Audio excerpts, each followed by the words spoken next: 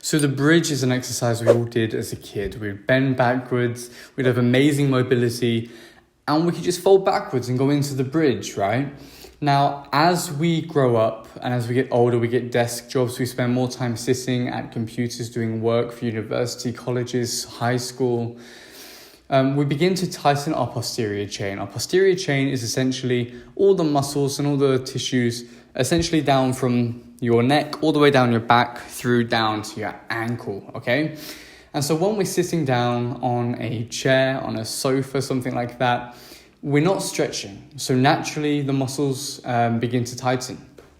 And because of this, a lot of the time we end up with kind of like a hunched shoulder. You know, we're hunched over, we're sitting down with poor posture, our shoulders are rolled forwards, and the chest becomes a bit too tight, etc., etc. Now, when we do the bridge, many people are doing it wrong. So one of the main benefits of the bridge is that it can combat this kind of chair posture, right? If you think about it, sitting on a chair, most of us do just kind of, we kind of slouch, our shoulders are forwards, our neck is down like this.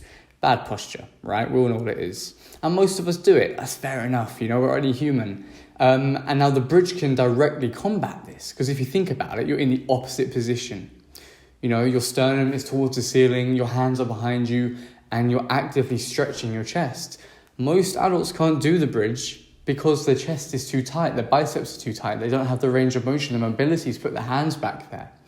However, for those of you who can do it, you may have been doing it wrong this whole time, and I'm going to explain to you why. So the two regions of the spine we're going to talk about is the lumbar spine and the thoracic spine, okay?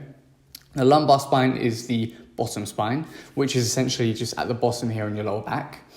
And the thoracic spine is your upper back, so where your shoulder blades are, essentially.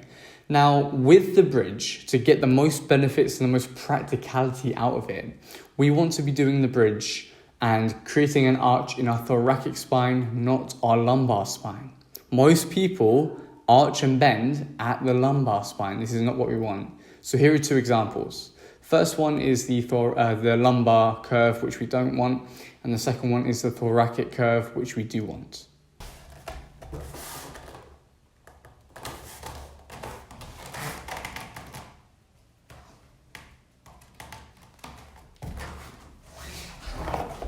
So I don't know if that form was too good. I hadn't actually warmed up, just went straight into that. But as you can see, the first one, there was so much more arch and pressure on my lower back. The second one, my chest was so much more open, my shoulders were back. This is really great. Now, the lower lumbar spine is not really made to flex and arch that much. It's made to be a solid base in which we can kind of twist and move from and have a good kind of a good center of strength to do movements, day-to-day activities and whatnot. The upper spine, the thoracic spine, is made to move in so many ways, you know, to twist and turn, allow your shoulder blades forward, up and down, all these wonderful ways. So we really want to transition our bridge from the lumbar spine to the thoracic spine. So have a little film of yourself doing the bridge and see what yours is like.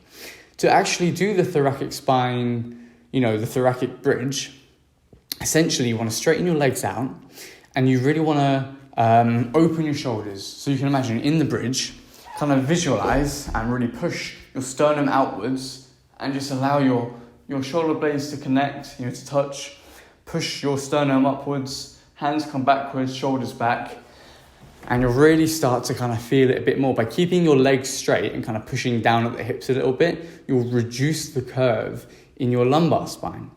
Now, if you don't have the mobility to do, to get your arms back there, which a lot of people won't, there are a few exercises you can do.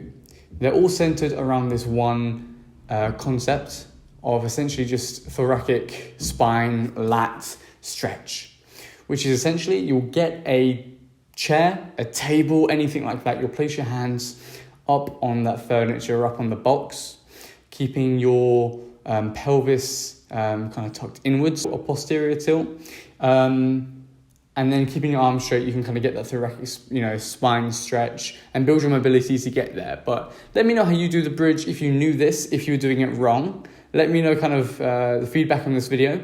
You'll have to excuse the new space. I literally moved house 3 days ago to a different city, an hour's drive from where I used to live, 50 miles, so still moving in, but I'm committed to these videos, so please leave a like and subscribe if you haven't already. And yeah, until next time, peace.